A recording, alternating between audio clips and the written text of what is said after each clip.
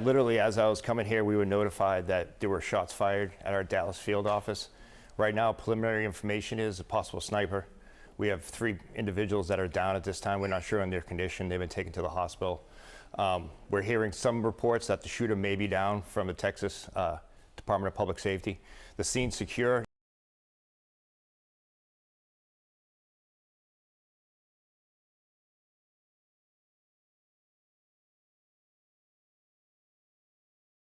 All right, there is some breaking news this morning. We're hearing reports of a shooting at an ICE facility in Dallas. We happen to have with us the acting director of ICE, U.S. Immigration and Customs Enforcement, Todd Lyons. Director, thank you for being here. I want to say, you were coming in, we were talking to you anyway. Obviously, this event has sort of subsumed what we were going to discuss. What can you tell us about this incident in Dallas? Yeah, literally, as I was coming here, we were notified that there were shots fired at our Dallas field office. Right now, preliminary information is a possible sniper. We have 3 individuals that are down at this time. We're not sure on their condition. They've been taken to the hospital. We're hearing some reports that the shooter may be down from the Texas Department of Public Safety.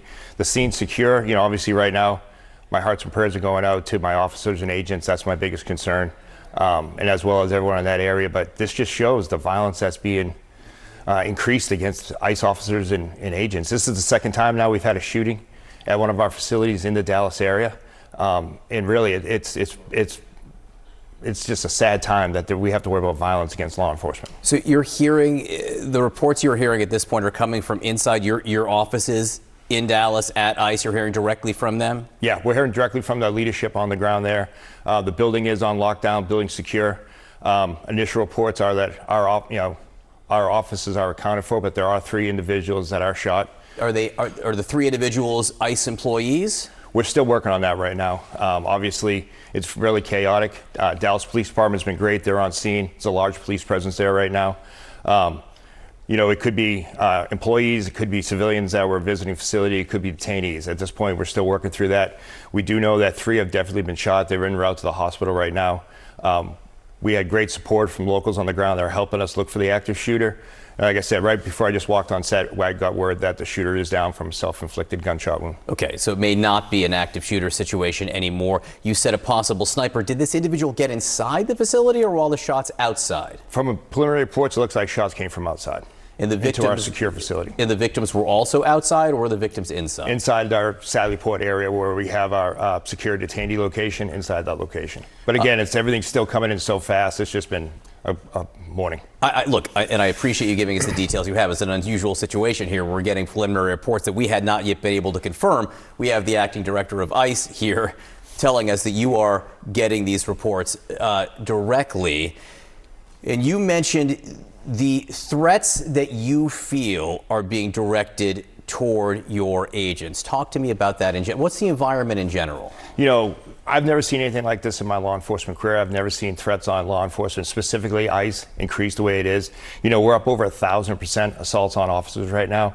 And really just a lot of the talk that's out there, a lot of the rhetoric is just the violence directed towards law enforcement officers just trying to do their job. And we just keep seeing an increase step by step. You know, like I said, we had that shooting at the Alvarado facility, which is right outside Dallas, on July 4th, where they ambushed officers in military tactical gear under the guise of fireworks. And now we have this, and it just seems like it keeps getting worse and worse, and it has to stop.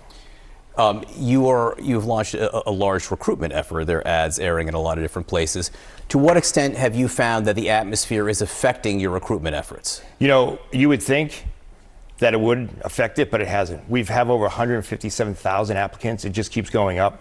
There's really excitement for people that want to serve, not just necessarily ICE, but want to serve in a federal law enforcement capacity, especially at a time when assaults and attacks on law enforcement are increasing. We are seeing a great uptick in our recruitment. So people definitely want to do the job. But again, it's a sad moment in time when we have to worry about the safety of law enforcement officers just out there doing their mission. One of the Denver police chief, a lot of the advertisements are in cities that you call sanctuary cities here. The Denver police chief said to Axios of the ads and the recruitment effort, I think it's a terrible job for terrible pay.